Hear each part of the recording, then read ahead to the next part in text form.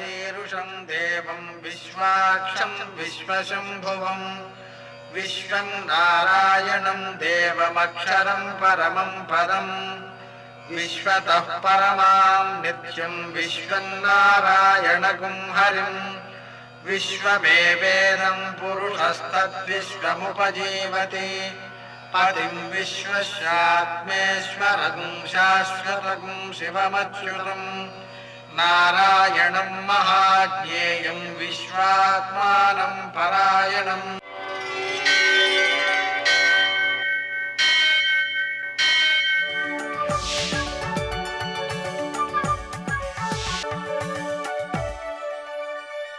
सूर्यशौर्यमथेन्दुरिन्द्रपदवी सन्मङ्गलं मङ्गलम्। పద్మావతి ప్రణయలాలిత ముగ్ధదేహ శ్రీ వెంకటేశరుణమోచనమస్తు మహ్యం. నేటి కాలమాన విశేషాలను గమనిద్దాం.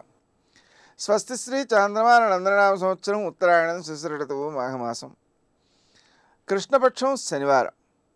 సూర్యోదయం 6:33 సూర్యాస్తమయం 6:20 తిథి త్రయోదశి రాత్రి 4:04 వరకు, నక్షత్రం శ్రవణం మధ్యాహ్నం 2:06 వరకు, వర్జం సాయంకాలం 5:56 నుంచి 7:28 వరకు, దుర్ముహూర్తం ఉదయం 6:32 నుంచి 8:07 వరకు, అమృతకాలం తెల్లవారుజామున 3:07 నుంచి 4:35 వరకు, రాహుకాలం శనివారం కాబట్టి ఉదయం 9 నుంచి 10:30 వరకు. నేటి విశేషం శని త్రయోదశి, అలాగే సావిత్రి కల్పాది, అలాగే ప్రదోషం కూడా. సాయంకాలం ప్రదోషకాలంలో శివారాధన చేయడానికి ఈ రోజును వినియోగించుకోవచ్చు. సావిత్రి కల్పాది కాబట్టి పితృదేవతలను ఉద్దేశించి భోజనం పెట్టడం, దానం చేయడం, వారి అనుగ్రహాన్ని పొందడం మొదలైనటువంటి వాటికి చాలా మంచిది. విశేషించి శని త్రయోదశి కావడం వల్ల కర్కాటక రాశి వారికి అర్ధాష్టమ శని దోషం, కన్యా తులా వృశ్చిక రాశుల వారికి ఏలినాటి శని దోషం, మీనరాశి వారికి అష్టమ శని దోషం, అలాగే శని దశ లేదా శని అంతర్దశ మొదలైనటువంటి ఏవైతే ఇబ్బంది పెడుతూ ఉన్నాయో వారంతా కూడా ఈ శని త్రయోదశి నాడు మందపల్లిలో శివునికి నూనెతో అభిషేకం చేయటం, అలాగే శని సింగణాపూర్లో ఆ శనికి నూనెతో అభిషేకం చేయటం, లేదా ఇవన్నీ కుదరకపోతే ఇంట్లోనే చక్కగా శివునికి నూనెతో అభిషేకం చేసుకోవడం, కనీస పక్షం శివలింగానికో లేక శివుని ఫోటోకో తప్పనిసరిగా ఒక 1/2 కేజీ నల్ల నువ్వులతో శివునికి పూజ చేసి 1/2 కేజీ బెల్లం నివేదన చేసి ఈ రెండింటినీ కలిపి ఆవులుగా పెట్టడం, ఇవన్నీ కూడా శనిదోష పరిహారకములుగా గుర్తించబడతాయి. వీటిని ఆచరించడం ద్వారా వ్యక్తులు చక్కని ఆ దోష నివారణను పొంది ఉత్తేజాన్ని పొందగలుగుతారు. శని అనేటువంటి వాడు వ్యక్తి యొక్క పరిణతికి ఉపకరించేటువంటి ఒక ఘనమైన భగవత్ స్వరూప గ్రహంగా భావన చేస్తూ ఉంటారు. నేటి ఆణిమిత్యాలు.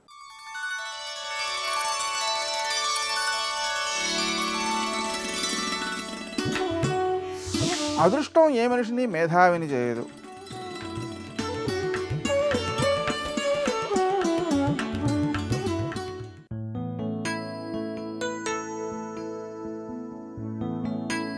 సమాజాన్ని సంస్కరించడం అంటే మన మాటని అందరికీ బాటగా చేయడం కాదు, అందరి మాటనే ఒక బాటగా మార్చుకుని ముందుకు సాగడం.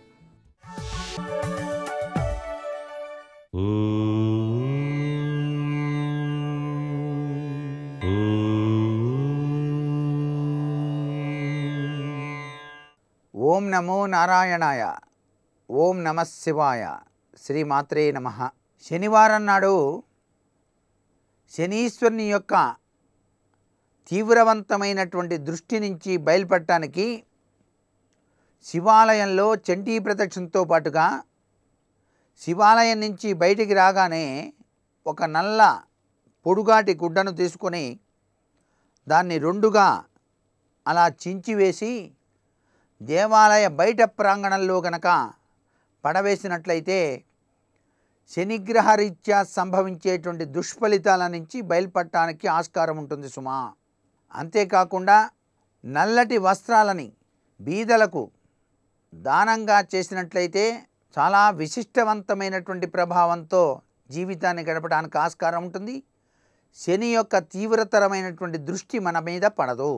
శని మందమతి కాబట్టి ఎన్ని పనులున్నా శనివారం నాడు ఉదయాన్నే నిద్ర నుంచి లేచి 1 కిలోమీటర్ అయినా సరే నడిచి గనక వచ్చినట్లయితే నడిచి రావటం చేత శని మందమతి కాబట్టి నడిచేవారి జోలికి ఆ స్వామి పట్టి పీడించడు అనేటువంటి తత్వం కూడా మనకు శాస్త్రంలో చెప్పారు. అంతేకాకుండా శనివారం నాడు చాలామంది నువ్వుల నూనెతో స్వామిని అభిషేకం చేస్తూ ఉంటారు. అలా కాకుండా వంట ఆముదం అని చెప్పేసి అమ్ముతారు. ఆ ఆముదంతో కనుక అభిషేకం చేస్తే ఆముదం కూడా మెల్లగా దిగుతుంది, పైనుంచి కిందకి ఒకేసారిగా దిగకుండా. అలా దిగినప్పుడు శని మందమతి కాబట్టి వెంటనే అనుగ్రహాన్ని ప్రసాదించడానికి ఆస్కారం ఉంటుంది. శనివారం నాడు ఒక విస్తరాకులో వంటకు కావలసినటువంటి ఆహార పదార్థాలన్నింటినీ కూడాను ఉంచి బ్రాహ్మణోత్తముడికి కనుక దానం చేసినట్లయితే శనిగ్రహ పీడ నుంచి కూడా బయలుపడటానికి ఆస్కారం ఉంటుంది. కాకులు కనుక కనిపించినప్పుడు ఆ కాకికి కనుక బెల్లం ముక్క నైవేద్యంగా పెట్టినట్టయితే, అంటే బెల్లం ముక్క కాకికి వేయాలి. అలా 4-5 కాకులకు కనుక బెల్లం ముక్క కనుక వేసినట్లయితే శనిగ్రహ దోష నివృత్తి జరగడానికి కూడా ఆస్కారం ఉంది. శని యొక్క వాహనం కాకి కాబట్టి సర్వే జనా సుఖినో భవంతు.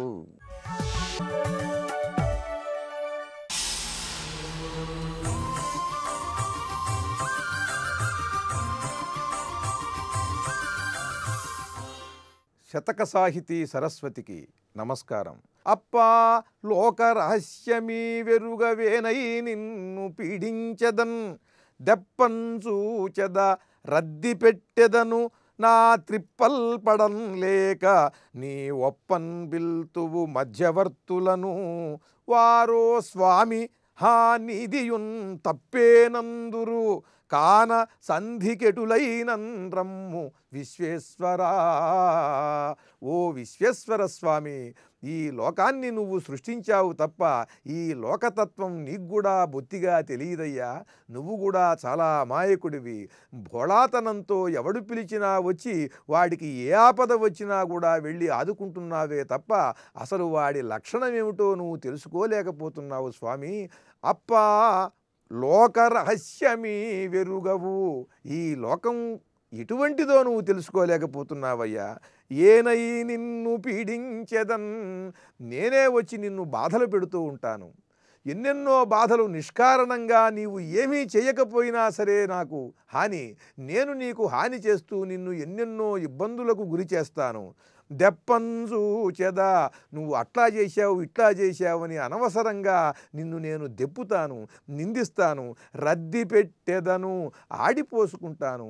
నిందిస్తూ నీ గురించి అనవసరమైనటువంటి విషయాలన్నీ కూడా ప్రచారం చేస్తాను, ఎంతో దుష్ప్రచారం చేస్తాను నీ గురించి. నా తిప్పల్ పడం లేక, ఎంత మంచివాడివైనా ఎన్నాళ్ళు చూస్తావయ్యా నువ్వు. నా తిప్పలు పడలేక చివరికి నువ్వు వీణ్ణి ఎలాగైనా వదుల్చుకోవాలని నీ ఒప్పన్ బిల్తువు మధ్యవర్తులను, ఎవరో మధ్యవర్తులు అనేటువంటి వాళ్ళని ఒక 10 మందిని తీసుకొచ్చి ఇదిగోనండి నన్ను వీడిలా ఇబ్బందులు పెడుతున్నాడు అని చెప్పి మధ్యవర్తిత్వం చేయమని వాళ్ళని అడుగుతావు. అప్పుడు వాళ్ళేం చేస్తారంటే, నా త్రిప్పల్ పడం లేక నీ ఒప్పన్ బిల్తువు మధ్యవర్తులను వారు ఓ స్వామి హా నీదియున్ తప్పేనందురు. వాళ్ళు నేను చెప్పేటువంటి విషయాలన్నీ విని ఎంతో కొంత నీది కూడా తప్పున్నది స్వామి అని వాళ్ళు నీకు చెబుతారయ్యా. కాన సంధికెటులైనన్ రమ్ము విశ్వేశ్వరా. మళ్ళీ ఈ మధ్యవర్తుల్ని పిలవటం, వాళ్ళు నీ గోడు నా గోడు విని చివరికి నీది తప్పని ఎలాగో చెబుతారు గనుక మళ్ళీ ఆ మధ్యవర్తుల గొడవ ఎందుకయ్యా. నేను మళ్ళీ నిన్ను రద్ది పెట్టకుండా, నిన్ను నిందించకుండా, నీ గురించి దుష్ప్రచారం చేయకుండా ఉండాలంటే నువ్వు వచ్చి నాకు కావాల్సింది నువ్వు నాకు ఇచ్చేసేయవయ్యా అంటూ చాలా చమత్కారంగా ఈ లోక లక్షణాన్ని కాచి వడబోచిన మహాకవిగా చక్కని చమత్కారంతో అద్భుతంగా పరమేశ్వరునికి లోకలక్షణాన్ని వివరించి చెబుతూ అద్భుతమైన పద్యాలతో మనకు గొప్ప శతకాన్ని అందించిన కవి సమ్రాట్ విశ్వనాథ సత్యనారాయణ గారి విశ్వేశ్వర శతకంలోని మరి ఒక పద్యం గురించి రేపు ఉదయం తెలుసుకుందాం. ఓం నమః శివాయ.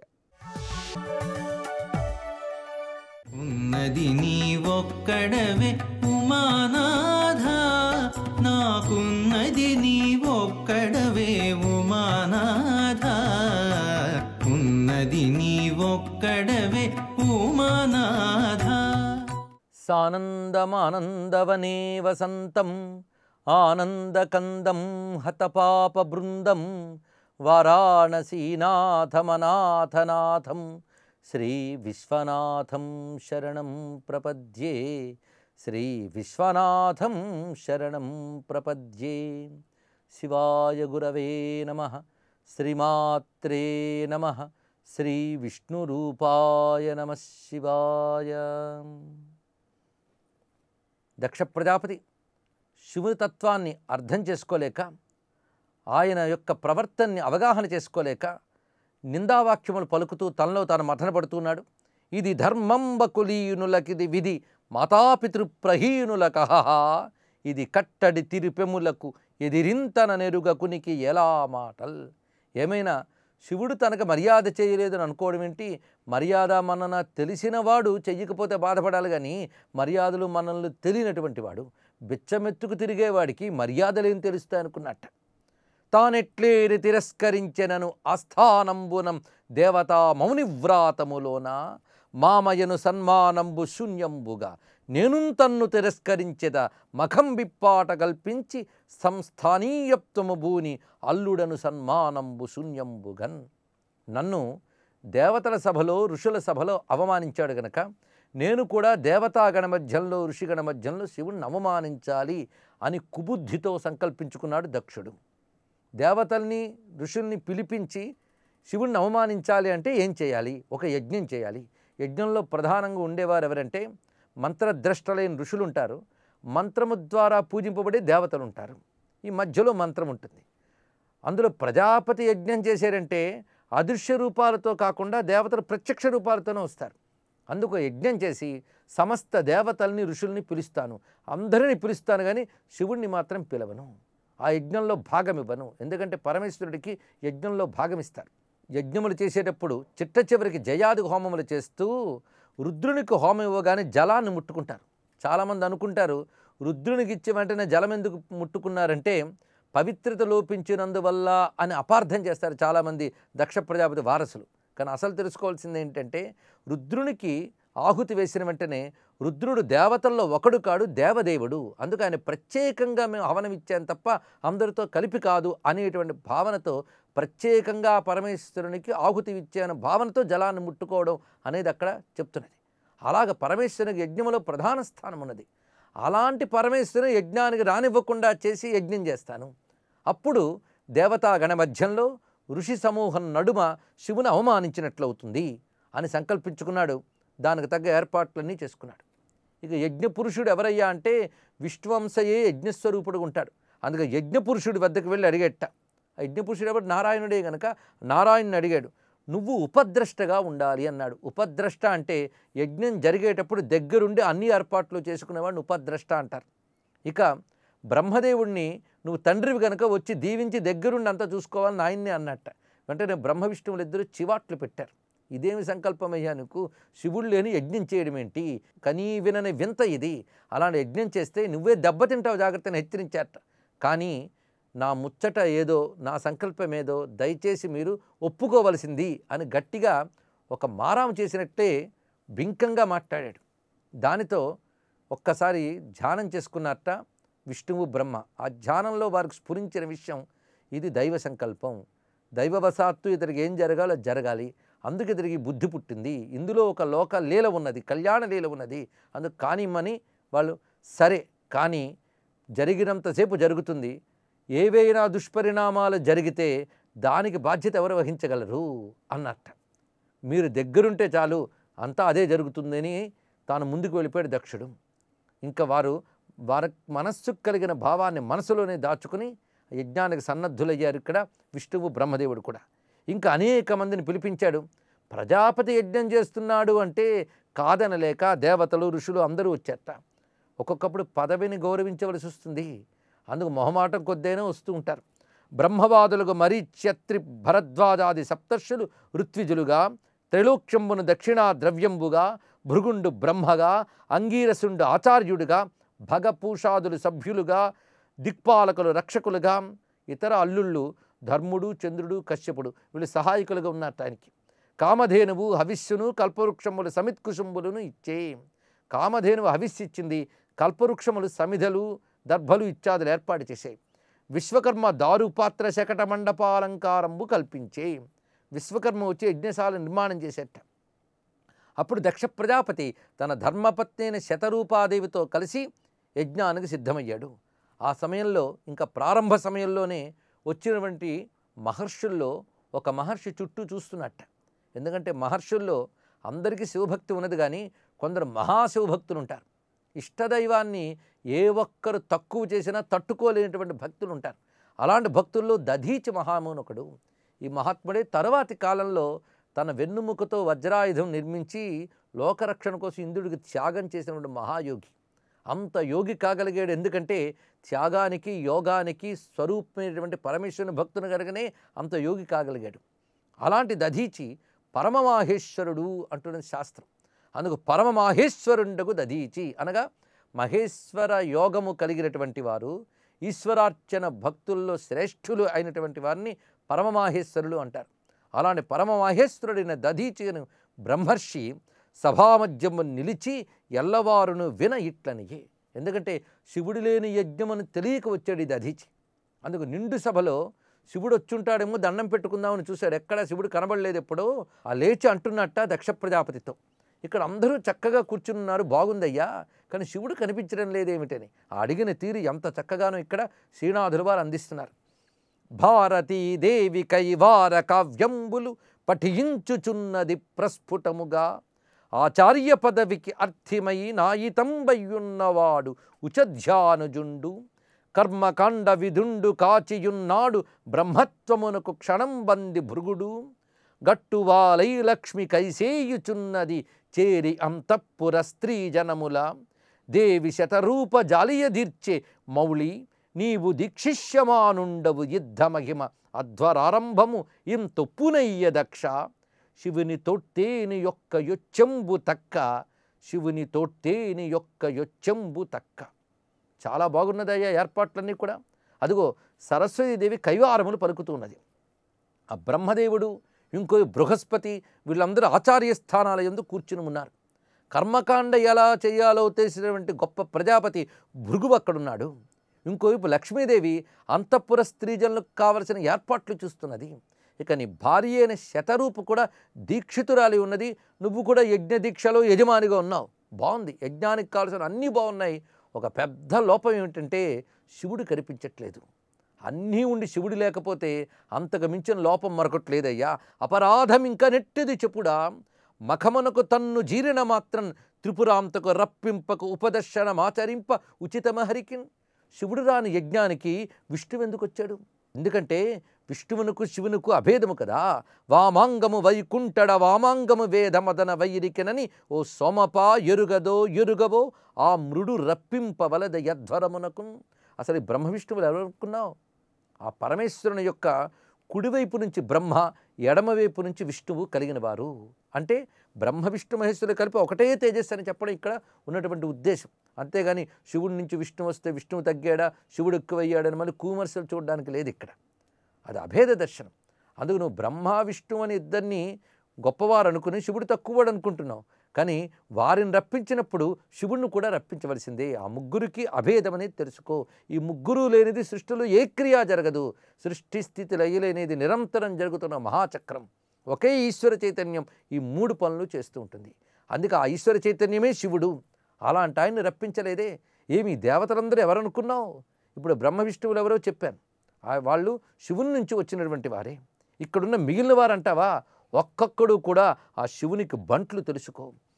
శితికంధరునకు నెచ్చలి కాడు కాడకు అటమటీడైన ఈ యక్షభర్త, అహి కంకణునకు మూడవ కన్ను కాడకో పాల్మాలి నట్టి ఈ పావకుండు.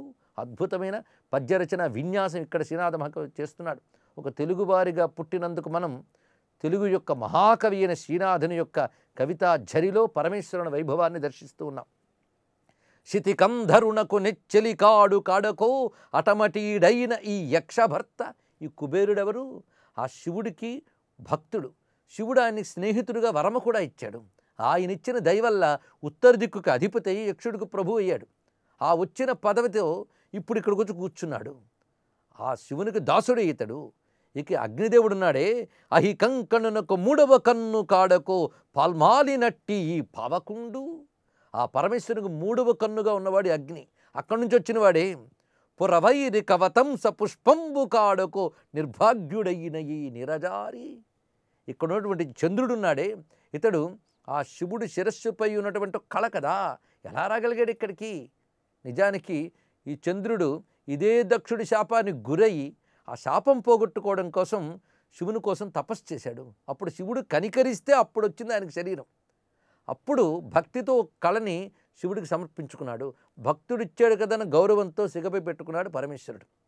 అలాంటిది శివుని అనుగ్రహం వల్ల బ్రతికి ఇప్పుడు శివుడు లేని యజ్ఞానికి ఎలాగొచ్చాడయ్యా ఈ నిర్భాగ్యుడైన చంద్రుడు?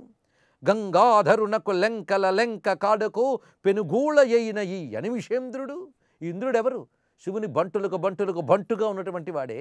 అలాంటి వాడు ఏమి కుడువంగ వచ్చినారిండ్ల విడిచి హరుని వెలివెట్టి నట్టి ఈ యాగమునకు పంచవదనుని కను జేవురించెనేని తక్షణంబున తమయాండ్ర తాళ్ళు తెగవే అంటున్నాడు ఇక్కడ దధీచ మహర్షి కోపంతో.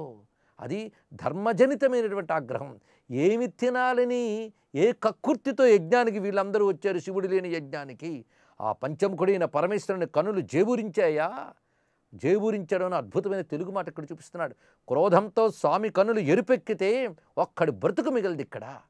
అలాంటిది శివుడు లేని యజ్ఞానికి ఎలా రాగలిగారు ఇక్కడ అంటున్నాడు దధీచి. వింటున్నాడు దక్షుడు. సర్వం శివార్పణమస్తు. శ్రీరాఘవం దశరథాత్మజమప్రమేయం సీతాపతిం రఘుకులాన్వయరత్నదీపం. యౌవరాజ్యేన సంయోక్తం ఐచ్ఛత్ప్రీత్యా మహీపతిః తస్యాభిషేక సంభారాన్ దృష్ట్వా భార్యాథ కైకేయీ. పూర్వం దత్తవరా దేవి వరమేన మయాచత వివాసనం చ రామస్య భరతస్యాభిషేచనం. దశరథుడు రాణులలో ఒకటి అయినటువంటి కైకేయి రామాభిషేకానికి సేకరించినటువంటి సాధన సామగ్రిని చూసింది. పూర్వం దశరథుడు తనకిచ్చినటువంటి 2 వరాలలో ఒక వరంగా రాముణ్ణి అడవికి పంపాలని, 2వ వరంగా భరతుడికి రాజ్యాభిషేకం చేయాలని దశరథుడిని కోరింది అని తాత్పర్యం. ఇక్కడ వశిష్ఠ మహర్షి సేవకులతో ఇలా అన్నాడు: పూలదండలు, బంగారు బిందెలు, 2 వింజామరలు, తేనె, నెయ్యి, పేలాలు, ఇతర అభిషేక సామాగ్రినంతా కూడా మహారాజు గారి అగ్నిగృహంలో పెట్టండి. అందరికీ మంచి ఆసనాలు వేయండి. నగరాన్నంతా చక్కగా అలంకరించండి అని వశిష్ఠ వామదేవులు ఇద్దరు కూడా ఆజ్ఞాపించారు. సేవకులు ఆ పనుల్లో నిమగ్నమై సంతోషంగా ఏర్పాట్లు పూర్తి చేశారు. దశరథుడు సుమంత్రుణ్ణి పిలిచి రాముణ్ణి రథంలో ఇక్కడికి తీసుకురా అన్నాడు. సుమంత్రుడు రాముణ్ణి సభలోకి తీసుకురాగానే రాముడు అందరికీ నమస్కరించాడు. దశరథుడు ఆనందంగా రాముడితో, రామా, ప్రజలు నిన్ను యువరాజుగా చూడాలనుకున్నారు, నువ్వు ప్రజల మనస్సు తెలుసుకొని రాజ్యం చేయాలి అన్నాడు. ఈ వార్త కౌసల్యకు తెలిసింది. వెంటనే ఆ తల్లి సంతోషంలో బంగారాన్ని, రత్నాలను, శుభవార్త వినిపించిన వారందరికీ కూడా సేవకులందరికీ కూడా పనిచేసింది. రాముడు యువరాజు అవుతున్నాడని ప్రజలందరూ రామరాజ్యం చూడాలనేటువంటి ఆశతో ఆనందంగా సంబరాలు చేసుకుంటున్నారు. అప్పుడు ప్రజలు చేసిన హర్షధ్వనాలు కైకేయి దాసి అయినటువంటి ఆ మంథరకు వినిపించాయండి. వెంటనే మంథర మేడెక్కి చూసింది ఏం జరుగుతుందని. నగరం యొక్క సౌందర్యాన్ని చూసింది. ఓర్చుకోలేకపోయింది. విషయం తెలుసుకొని నిర్ఘాంతపోయింది. గబగబా మేడ దిగింది. కైకేయికి విషయం చెప్తున్నది. చెప్తూ ఉండగానే కైకేయి సంతోషం, ఎందుకంటే రాముడు అంటే చాలా ఇష్టం కైకేయికి. ఆ కైకేయి చాలా సంతోషంతో నిండిపోయింది. ఒక మంచి ఆభరణం తీసి మంథరకి ఇచ్చింది. తీసుకో మంథరాని. రామేవా భరతే వాగం విశేషం నోపలక్షయే. ఓ మంథరా, నాకు రాముడన్నా భరతుడన్నా భేదం లేదు తెలుసా. అందుచేత రాముడు యువరాజు అవుతున్నందుకు నాకు చాలా చాలా చాలా చాలా సంతోషంగా ఉంది అని కైకేయి చెప్పింది. ఆ మాట వినగానే మంథర ఆమె ఇచ్చినటువంటి ఆభరణాన్ని తీసి పారేసేసింది. చెడు మాటలు చెప్పి కైక మనస్సులో ద్వేషాన్ని నింపింది. దాంతో ఆమె బుద్ధి ఆమె విషంతో పూర్తిగా విషయాన్నంతా మర్చిపోయి ఆ విషంతో నిండిపోయి తన యొక్క భవిష్యత్తు ఏమైపోతుందో అని తన భవిష్యత్తు మీద ఏటు వేసింది. ఎందుకని భయపడింది కాబట్టి. మంథరను ఉపాయం అడిగింది. నేనేం చేస్తే ఇప్పుడు అట రాముడైపోతే చక్రవర్తి నన్ను ఎవరు చూస్తారు? ఇక్కడ దాసి దాసి నా కొడుకు అక్కడ వాడికి దాస్యం ఏమిటిది, బాగలేదు ఇది. అప్పుడు మంథర, పూర్వం నీకు దశరథ రాజు ఇచ్చినటువంటి వరాలు గుర్తు తెచ్చుకో. నువ్వు మొదటి వరంగా ఏమిటి? 14 సంవత్సరాల పాటు రాముడిని అడవికి పంపమను. రెండవ వరంగా భరతుడిని రాజు చేయమను అన్నది కైకేయి. ఆ విషపు మాటలంతా నచ్చాయి, బాగుంది. వేషం మార్చి శోకగృహంలో శోకిస్తూ కూర్చున్నది. దుఃఖం రాకపోయినా కూడా దుఃఖం నటించో అని చెప్పింది. అది చూసినటువంటి మంథర ముఖం, ఆహా ఇప్పుడండి తగిలింది నాది నేను చెప్పింది అనుకోని ఆనందంతో వెలిగిపోయింది. అప్పుడు దశరథుడు సంతోషకరమైనటువంటి వార్తను కైకేయికి చెబుదామని చెప్పేసి ఆ మందిరానికి వస్తున్నాడు. అక్కడ చూస్తే నిశ్శబ్దంగా ఉంది. అక్కడ చూశాడు, ఎక్కడ ఇప్పుడేం సంతోషంగా ఉండేది శోకిస్తున్నటువంటి కైకేయి చూసి ఆశ్చర్యపోయాడు. ఆమె కన్నిటిని తుడిచాడు. నీకేమైందమ్మా? నీకేం కావాలా? ఏం కావాలన్నా ఇస్తాను చెప్పు, నీ మీద ఒట్టు అనేశాడు. వెంటనే కైకేయి చెప్పింది కొంచెం సమానించుకొని, ఎందుకంటే ఆయన ఇచ్చిన మాట పెద్దది, ఎందుకంటే టక్కని రాజా అనేది ఒక్కపారి. పూర్వం మీరు నాకు 2 వరాలు ఇచ్చారు, జ్ఞాపకం ఉందా? గుర్తు తెచ్చుకోండి. ఆ వరాలను ఇప్పుడు తీర్చండి. రాముడు 14 ఏళ్ల పాటు వనవాసం చేయాలి, ఇది నా మొదటి వరం అంటూ ఉండగానే దశరథుడు చెవులే వినపడలే కింద పడిపోయినాడు. భరతుడిని రాజుగా చేయాలి, ఇది నా 2వ వరం. మీరిప్పుడే శపథం చేశారు, ఒట్టు అన్నారు, నా మీద ఒట్టు, ప్రపంచం మీద ఒట్టు, ధర్మం మీద ఒట్టు అని జ్ఞాపకం పెట్టుకోండి. ఇచ్చిన మాట నిలబెట్టుకోండి. ఇక్ష్వాకు వంశము మాట నిలబెట్టుకున్న వారికే ఇహము పరము దక్కుతాయి. ఏంటో ఉపదేశం వేరే చేసింది ఇది. సీతారామాభ్యాం నమః.